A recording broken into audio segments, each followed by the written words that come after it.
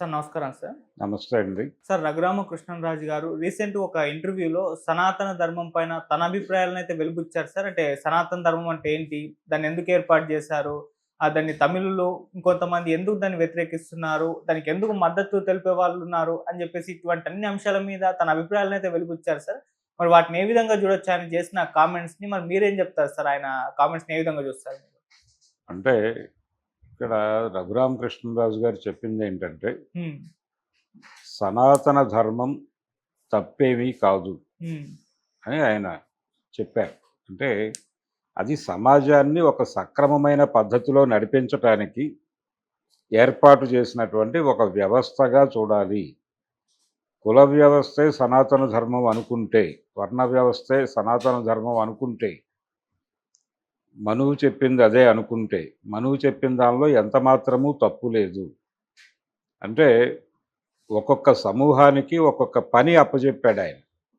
ఇదిగో మీరు ఈ వేదాలు, మంత్రాలు చదువుకొని సమాజాన్ని నడిపించండి అని కొందరికి. అలాగే మీరు ఈ క్షాత్ర విద్యలన్నీ నేర్చుకుని క్షత్రియులుగా రాజ్యాన్ని పరిపాలించండి అని ఒక బాధ్యత ఒక సమూహానికి. అలాగే మీరు సమాజానికి కావలసినటువంటి సరుకులన్నీ అందిస్తూ, నిత్యావసరాలు అందిస్తూ, మీ జీవనాన్ని అందులో చూసుకుంటూ ఉండండి అని కొందరికి వైశ్యులు అని పేరు పెట్టి వాళ్ళకి ఆ బాధ్యత అప్పచెప్పాడు. ఇలా సమాజంలో శ్రమ విభజన జరిగింది. కింది కులాలు మిగిలిన పనులు వాళ్ళకి అప్పచెప్పారు బాధ్యతగా. ఎంత బాధ్యతగా అప్పచెప్పారంటే, పారిశుధ్య కులాలు ఉన్నాయి మనకి. వారికి సమాజాన్ని పారిశుధ్యం చేసేటువంటి బాధ్యత అప్పచెప్పారంటే, సమాజం నుంచి వచ్చేటువంటి మలమూత్రాలను ఎత్తి అవతల పారవేసి సమాజాన్ని పరిశుభ్రంగా ఉంచేటువంటి ఒక బాధ్యత అప్పచెప్పారు. అది చాలా తక్కువ అనుకుంటున్నారు. అది తప్పు. ఇదే మిస్ఇంటర్ప్రిటేషన్.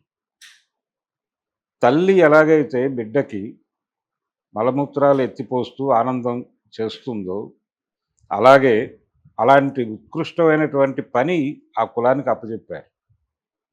వారు దాన్ని అంతే ఆనందంగా చేస్తున్నారు. చేస్తున్నప్పుడు ఇలా ఈ శ్రమ విభజనే మనం సనాతన ధర్మం అనుకుంటే, అదే అనుకుంటున్నాడు పవన్ కళ్యాణ్ గారు కూడా. అనుకుని ఈ సనాతన ధర్మాన్ని మించిన ధర్మం ఏముంది అని తన్ని తాను సనాతనంగా ప్రకటించుకున్నాడు ఆయన. మరి ఎందుకు ఉదయనిధి స్టాలిన్ దీన్ని తప్పుపడుతున్నాడు అంటే, కొంతమంది మధ్యలో చేరి దీన్ని మిస్ఇంటర్ప్రిట్ చేశారు.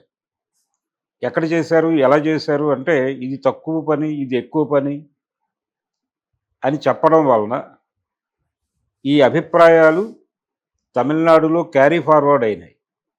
అవటం వలన ఇదేమిటి అని ఈ పద్ధతి తప్పు అని చెప్పి వివక్షగా చూస్తున్నారు దాన్ని. వివక్ష కాదు. ఒరిజినల్గా మనువు పెట్టిన దానిలో వివక్ష లేదు. శ్రమ విభజన ఉంది. ఈ శ్రమ విభజనని వివక్షగా ప్రొజెక్ట్ చేశారు కొంతమంది. ఆ ప్రొజెక్ట్ చేయటం వలన సనాతన ధర్మం తప్పేమో అనిపిస్తోంది కొంతమందికి. అలా అనిపించటం చేత ఉదయనిధి స్టాలిన్ అలా మాట్లాడాడు. అతన్ని తప్పు పట్టకూడదు. ఉదయనిధి స్టాలిన్ని తప్పు పట్టడము తప్పే, పవన్ కళ్యాణ్ని తప్పనటము తప్పే. అలాగే పవన్ కళ్యాణ్ని విమర్శిస్తున్నటువంటి ప్రకాష్ రాజును కూడా మనం తప్పు పట్టలేము. ఆయన కూడా బాగా చదువుకున్నవాడు. అందుకని వీళ్ళందరూ కూడా అవగాహనలలో వీళ్ళకి వైరుధ్యాలు ఉన్నాయి. వాటిని పరిష్కరించటం ఎలా అనేది సమాజం కనుక ఆలోచిస్తే ఈ సమస్యలన్నీ పరిష్కారం అవుతాయి అని చెప్పి రఘురామకృష్ణరాజు గారు ఒక ప్రవచనం చేశారు. సనాతన ధర్మాన్ని ఎలా అర్థం చేసుకోవాలి అని. అయితే దీనిలో నాది ఆయనకి ప్రశ్న ఏంటంటే, అంటే ఆయన దీని నుంచి ఎక్స్టెండ్ అయ్యి ఈ ఎస్సీ ఎస్టీ అట్రాసిటీస్ యాక్ట్ ఎందుకు పెట్టారు, ఇప్పుడు బీసీల్లో కూడా బీసీలలో ఎవరినన్నా కించపరిచినా కేసు పెట్టచ్చు అని చెప్పి ఒక చట్టం తీసుకొచ్చే ప్రయత్నం జరుగుతోంది. ఈ ప్రయత్నాలు జరిగితే సమాజం ఎంత నాశనం అయిపోతుంది అనేది కూడా ఆయన తన వ్యాఖ్యానం కంటిన్యూషన్లో చెప్పారు. అయితే మనం ఇక్కడ వరకు చూద్దాం. ఇక్కడ వరకు ఆయన చెప్పినటువంటి పద్ధతులు, ఇదిగో బ్రాహ్మణులకి ఈ పని, వాళ్ళు వేదాలు చదువుకొని మంత్రాలు నేర్చుకుని సమాజానికి ఒక పద్ధతిలో నడిపించేటువంటి బాధ్యత తీసుకుని ఆ పని చేస్తున్నారు వాళ్ళు. ఆ పనిలో నైపుణ్యం రావటం కోసం వంశపారంపర్యం చేశారు ఇవన్నీ అని చెప్తాడు ఆయన. ఆ నైపుణ్యం కోసం వంశపారంపర్యం చేయటం వలన వాళ్ళ పిల్లలకు వాళ్ళు అవి నేర్పుకుంటూ ఆ వృత్తిలో కొనసాగుతున్నారు. అలాగే ఈ పారిశుధ్య కార్మికులు కూడా వాళ్ళు ఈ పనిలో నైపుణ్యం సాధించి ఆ నైపుణ్యాన్ని పిల్లలకు నేర్పిస్తూ మరింత నైపుణ్యవంతంగా సమాజాన్ని పారిశుధ్యం చేస్తూ వాళ్ళు బతుకుతున్నారు. వీటి రెండింటి మధ్య మీరు ఎక్కువ తక్కువలు చూడకండి అని చెప్తున్నాడు ఆయన. ఓకే, మంచిదే అనుకుందాం. ఇప్పుడు ఒక ఒక తండ్రి అంటే వాళ్ళ నెక్స్ట్ జనరేషన్ వాళ్ళు ఈ పని అటు, వాళ్ళు ఈ పని ఇటు, అంటే వీళ్ళకి ఇది వివక్ష కాదు అన్నప్పుడు ఆ పని వీళ్ళు నేర్చుకోవాలి కదా. ఈ 2 పనులు ఒకటే అంటున్నాడు ఆయన. ఈ 2 పనులు ఒకటే అయినప్పుడు వారొచ్చి ఈ పని కూడా చేయాలి కదా ఒక జనరేషను. వీళ్ళెళ్ళి ఆ పని చేస్తారు. అంటే నేర్పించవచ్చు కదా. ఇప్పుడు 4, 5 తరాలు వెళ్ళిపోయిన తర్వాత జ్ఞానం జ్ఞానం ఉన్నటువంటి వాళ్ళు వీళ్ళని పిలిచి వాళ్ళకి వేదం నేర్పించి, వాళ్ళకి మంత్రం నేర్పించి, ఇదిగో సమాజాన్ని మీరు ఇలా గైడ్ చేయండి అని చెప్పి మనుషులంతా ఒక్కటే అని చెప్తున్నాడు ఈయన. వివక్ష అనేది కల్పితం. ఈ వివక్షను కల్పించడం వలన ఇది మిస్ఇంటర్ప్రిట్ అవుతోంది. ఈ ఉదయనిధి స్టాలిన్ లాంటి వాళ్ళు మాట్లాడుతున్నారు అని కదా ఆయన గొడవ. మనం ఆయన లెక్క ప్రకారమే సమానం అనుకుందాం, వివక్ష లేదు అనుకుందాం. అనుకున్నప్పుడు వీళ్ళని తీసుకెళ్ళి అది నేర్పించి వాళ్ళ పిల్లలు వచ్చి ఇక్కడ వాళ్ళు వేదం చెప్పుకుంటూనే ఉంటారు, వాళ్ళు మంత్రాలు చదువుకుంటుంటారు, క్రతువులు చేస్తూ ఉంటారు. వాళ్ళ పిల్లల్లో కొంతమందిని ఈ పనికి పంపించి ఇక్కడ ఇది కూడా నేర్పించేస్తే అలా సమతుల్యం అవుతుంది కదా. అప్పుడు ఈ వివక్ష అనేటువంటి మాట వచ్చే అవకాశమే లేదు కదా. క్షత్రియులు వాళ్ళు రాజ్యపాలన మాత్రమే చేయాలి, వాళ్ళకి మాత్రమే ఆ విద్య ఎందుకు నేర్పాలి. ఇప్పుడు మనం చూసాం మహాభారతంలో ఏకలవ్యుడు కథ మనకు తెలుసు. ఆయనకి అంటే కడజాతి వాడు కాబట్టి ఆయనకి ఇక్కడ విద్య నేర్చుకునేటువంటి అవకాశం లేదు కాబట్టి ఆయన చాటు నుంచి నేర్చుకుంటాడు. ఆ చాటు నుంచి నేర్చుకోవటం తప్పని ఆయన బొటన వేలు తీసేసుకుంటాడు ఈయన. ఆ లెవెల్ వివక్ష. దాన్ని వివక్ష అనకూడదు, సమాజం ఒక కట్టుబాటు అంటున్నాడు ఈయన. అంటే వాళ్ళకి కొన్ని పనులు చెప్పినప్పుడు ఆ పనులే చేయాలి వాళ్ళు అని చెప్తున్నాడు. ఆ పనులే చేయటం వలన ఈ వివక్ష అనేటువంటి అభిప్రాయం కలిగే ప్రమాదం ఉంది. అందుకని ఈ క్షత్రియ కార్యక్రమాలు, ఈ పరిపాలనా కార్యక్రమం కూడా వాళ్ళు ఇంకొక కులానికి నేర్పితే వాళ్ళు వచ్చి కొంతకాలం పరిపాలన చేస్తారు, వీళ్ళు వెళ్ళి వీళ్ళు చేయొచ్చు. రజకులు ఉన్నారు, వాళ్ళు సమాజంలో ఈ బట్టలు ఉతికి బతకాలి అని చెప్పారు, ఆ పని మాత్రమే చేయాలి వాళ్ళు హాయిగా అని చెప్తున్నారు.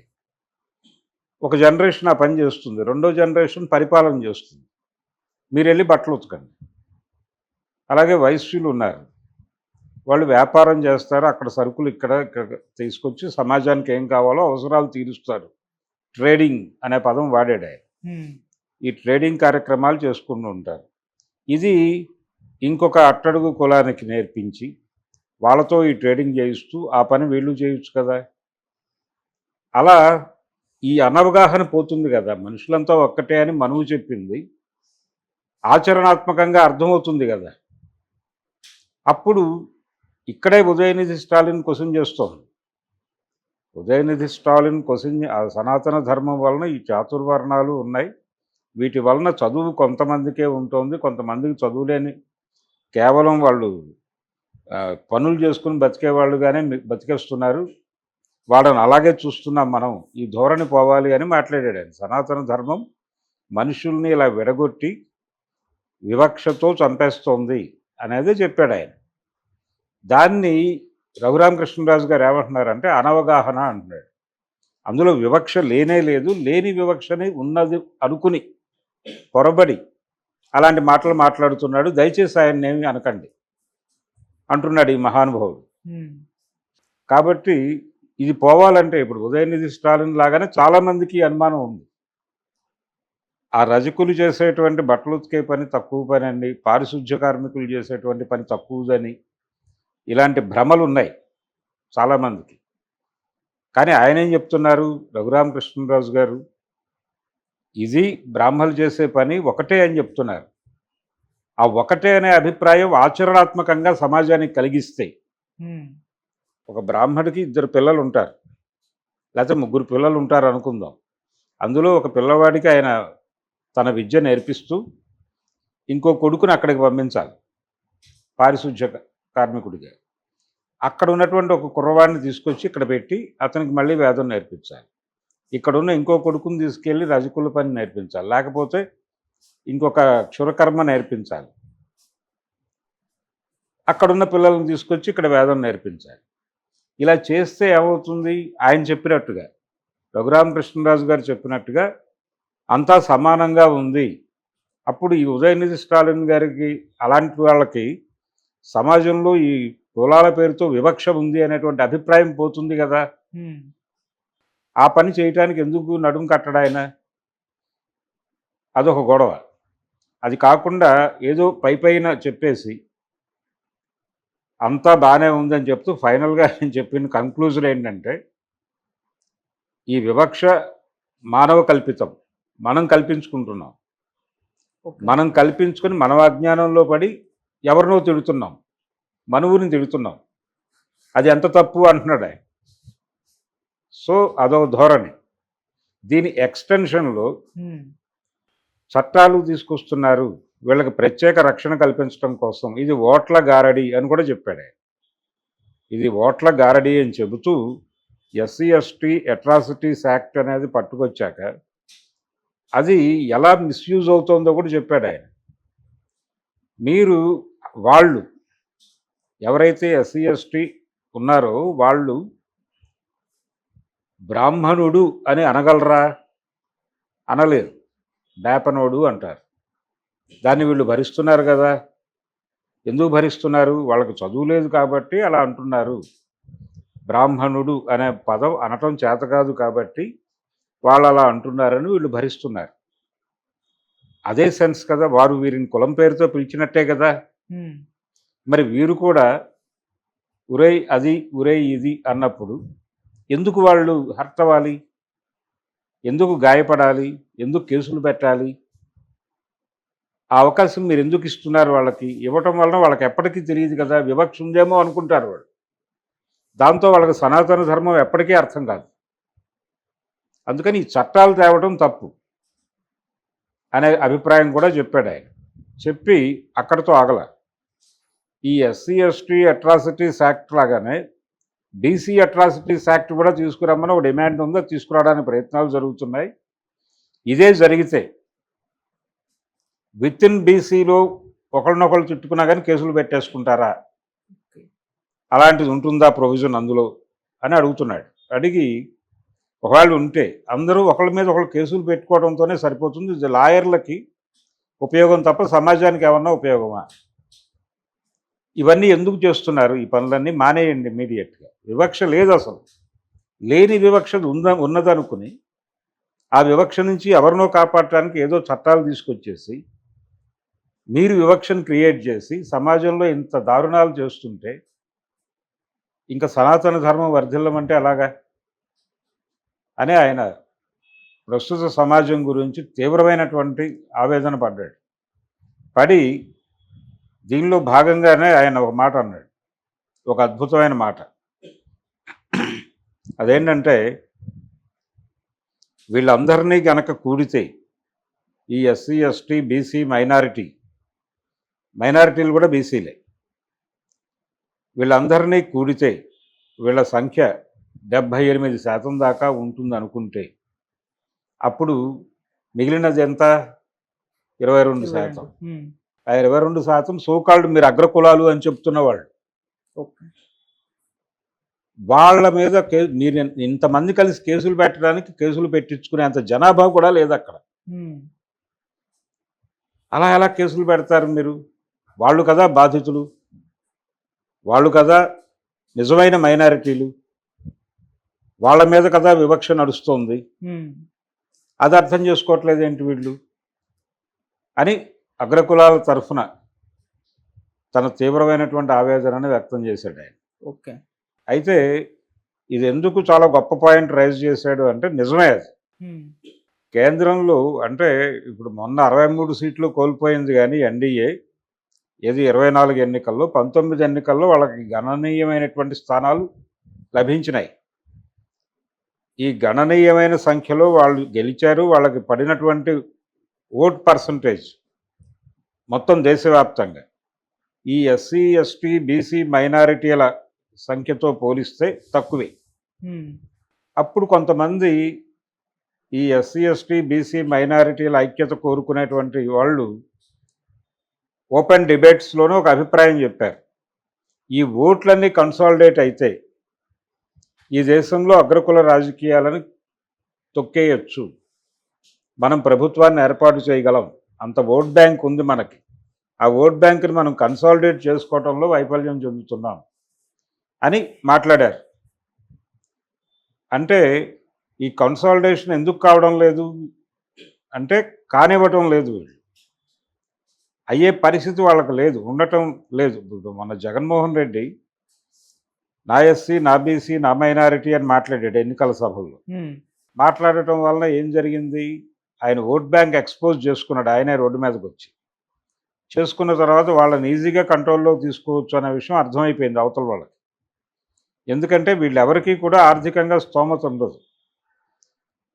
చాలా అంటే ఎవరి దగ్గర డబ్బులు ఉన్నాయా అనే మాట కూడా వాడాడు రఘురామకృష్ణరాజు గారు. అగ్రకులాలు అంటున్నారు మా దగ్గర ఉన్న డబ్బులు ఉన్నాయా, మా దగ్గర లేవు, ఉంటే వాళ్ళ దగ్గరే ఉండాలి అన్నట్టుగా మాట్లాడుతున్నాడు ఎస్సీ, ఎస్టీ, బీసీ మైనారిటీల దగ్గర. కానీ పరిస్థితి అలా లేదు. వాళ్ళ దౌర్భాగ్యంలో, వాళ్ళ కష్టాల్లో వాళ్ళు ఉన్నారు. వాళ్ళకి పనులు ఇవ్వాల్సింది, లేకపోతే అప్పులు ఇవ్వాల్సింది అగ్రకులాల వాళ్ళే. దాంతో వాళ్ళు ఈజీగా మేము పనులు ఇవ్వం, మీకు జగనన్న ఇస్తున్నాడుగా డబ్బులు, అవి తిని ఉండండి, మేము వేరే వాళ్ళ నుంచి వేరే పని వాళ్ళని తెచ్చుకుని పని చేయించుకుంటాం. ఓకే, అలా ఎలా అయ్యారు అంటారు వాళ్ళు. మరి మీకు డబ్బులు ఇస్తున్నాడు, మీరు అందరూ ఆయనకే ఓట్లు వేస్తారంట కదా అన్నాడు అనుకోండి. లేదులే అయ్యా, ఆయన ఏదో అంటున్నాడు, మీకు వేయకుండా పోతామా, మీ మీదే కదా బతుకుతోంది మేము అంటే, సరే మరి బుద్ధిగా వేస్తారా అని చెప్పి అలా పనులు ఇచ్చి అలా కంట్రోల్ చేసుకుంటూ ఆయన ఓట్ బ్యాంకుని బయటకు లాక్కొచ్చేసారు.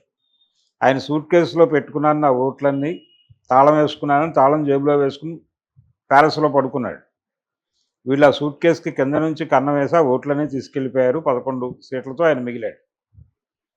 కాబట్టి ఈ రోజుకి కూడా ఈజీగా ట్యాకిల్ చేసేటువంటి ఓట్ బ్యాంక్ ఇదే అనే విషయం అర్థమవుతోంది కదా ప్రాక్టికల్గా. అంటే వాళ్ళ పరిస్థితి ఏమిటో మనకు తెలుసు. వాళ్ళేమీ ప్రభావవంతంగా లేరు సమాజంలో. వివక్ష ఉంది. వివక్ష ఉండటం వలనే వీళ్ళు వాళ్ళు అలాగా బతుకుతున్నారు.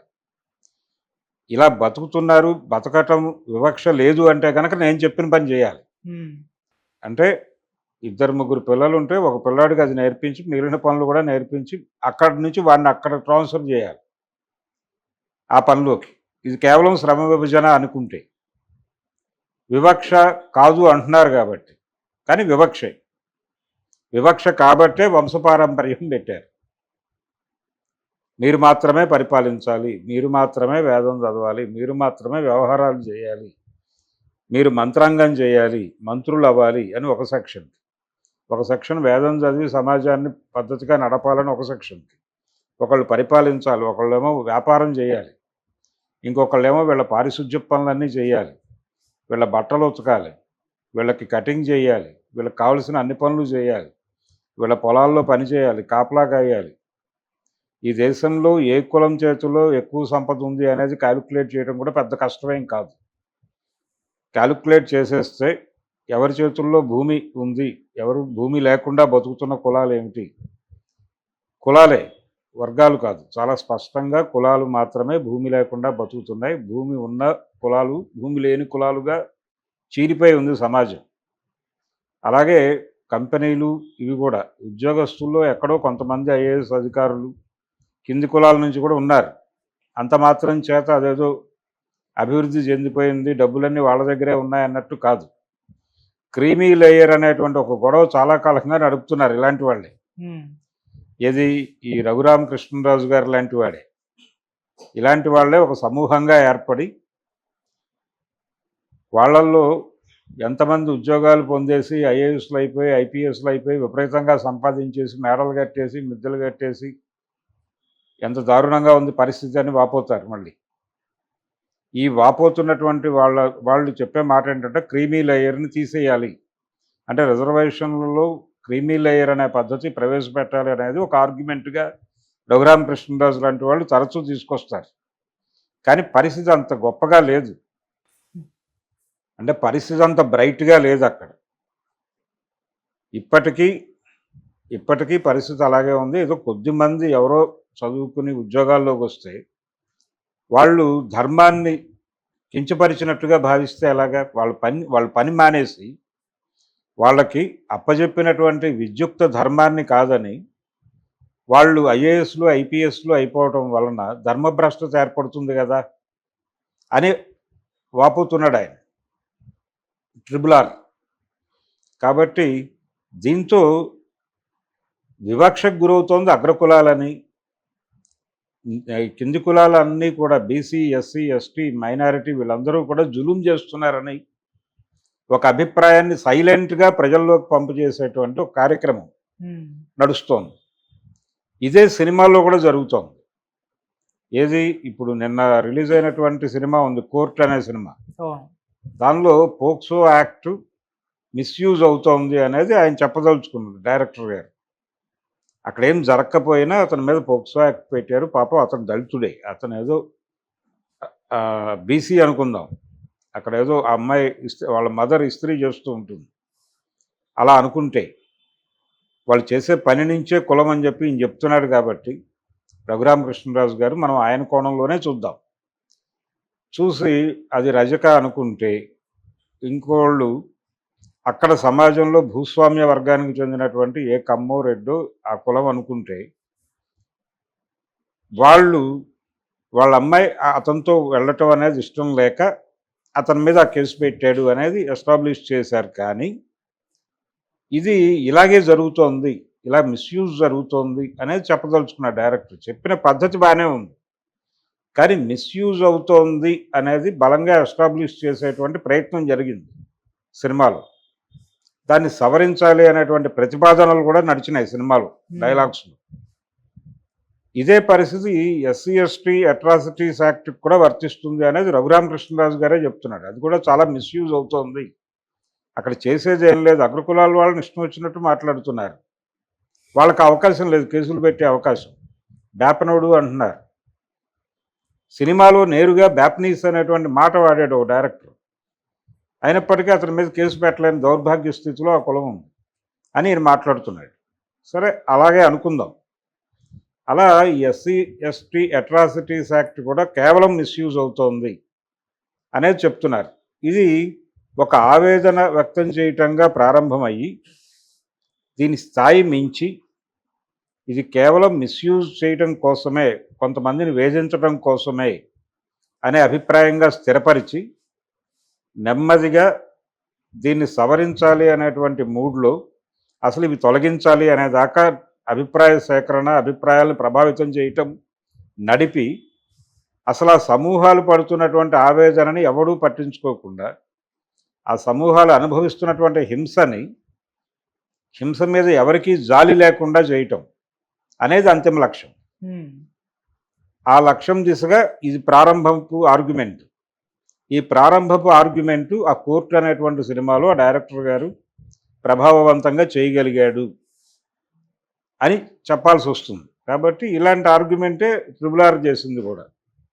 ట్రిబుల్-ఆర్ కూడా చాలా సున్నితంగా వెన్నపూసి వీపు మీద వాతలు పెట్టేటువంటి ప్రయత్నం చేస్తున్నాడు.